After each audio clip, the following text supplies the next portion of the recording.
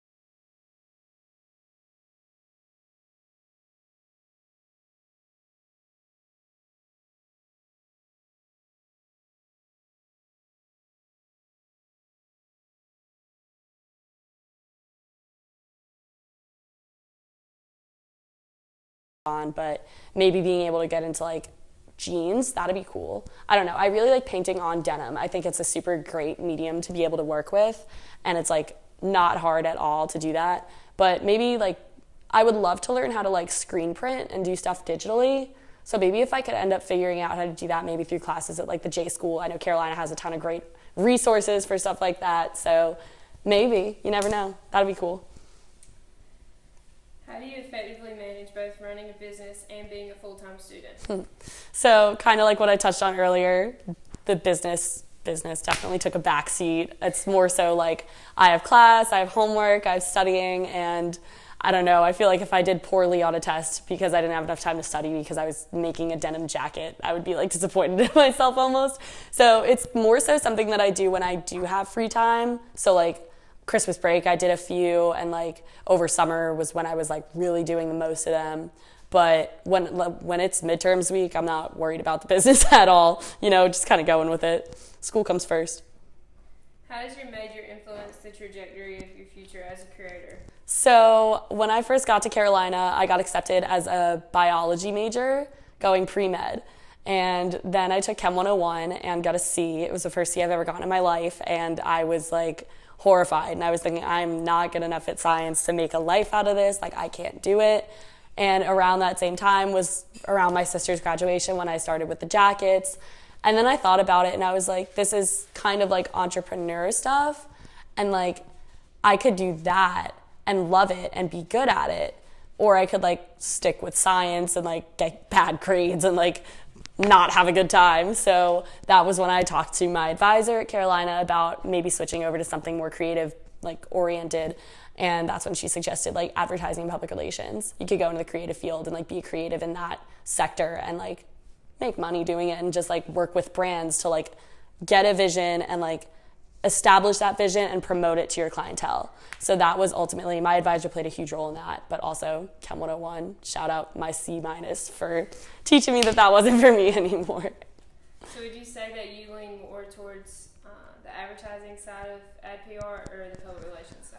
I would say probably the advertising side. So basically in advertising, you can either be, I think it's called a copywriter. I'm just learning about it because I'm in one of my classes now is principles of ad PR. So like we're talking about like career options and avenues and everything. So you can be either a copywriter or like an art director. Copywriter comes up with like slogans. So like Nike, just do it. Like a copywriter came up with that. But like, the art directors will come up with like the vision.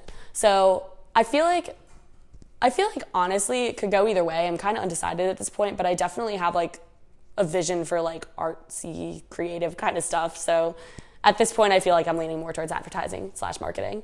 The goal is to work for like a fashion label in New York City. So I've been talking to some girl who graduated from Carolina and she had an internship working with Oscar de la Renta in New York City.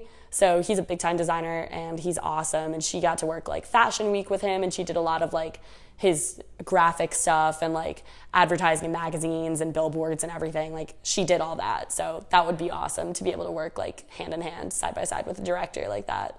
That'd be awesome. Is there anything particular about New York City that draws you to that area? Well, so I grew up on Long Island. So basically seeing like, we used to go to New York all the time, like when I was a kid, and like seeing that New York City is really like the prime spot for advertisers. Like I live in Charlotte now. Charlotte's great, but if you're trying, like New York City is where things are seen. And New York City is like, if you can make it there, you can make it anywhere essentially. So what I feel is that if I want to make it in the advertising world, I have a bunch of options, but the top two options would be either LA or New York City. And being that I have family in New York and I like have a history there and I've like lived there before, I feel like I could handle myself and like be able to thrive in that kind of environment because it's something I'm not unfamiliar with. Yeah, so going back to your career as an artist and a creator, how do you obtain the materials for your product? I go to Target. I buy like basically the cheapest brand paint. That sounds so bad for my brand, but it's really just like the acrylic paint in the Target section, like the arts and crafts sections for like 99 cents. And like there's enough of it. It's cheap. It gets a job done. Lots of different color options. So like, yeah, in terms of paint, I'll only use that. But in terms of the jacket, I don't work on anything that hasn't been given to me by the client. So a lot of times There was actually this one time over the summer, a girl who lived in like Georgia asked me if I could like do a jacket for her. And I remember she said like, oh, I'm a size medium. If you go to Target, like just pick out any like medium sized denim jacket and like, you know, like include that in the price point. And I remember thinking like, you know, jackets, like I feel like at least with denim, like they have to fit right. Like, so they have to be the right size. Denim comes in all different washes. Like I didn't want to get her like some random light wash jacket and then have her like hate light wash. So like it has to be something that the person has owned, the person has loved, and the person like wants to basically restyle, because I feel like that's essential in creating something that they're going to be ultimately like very happy with at the end of the day. But also it promotes something that I care about a lot, which is like sustainable fashion and like upcycling, something that otherwise would be thrown out. You send it to me and I'll like jazz it up, I guess, just for a few bucks, you know? How do you determine the prices for your products? So it depends on how complicated somebody's like requested design is, because I also work with the person who's buying like individually. Like we will come together and like decide on a design that like they want, almost like when you go to a tattoo place and like they kind of like, is this what you want, is this perfect, like what could we add to it, what could we take away from it?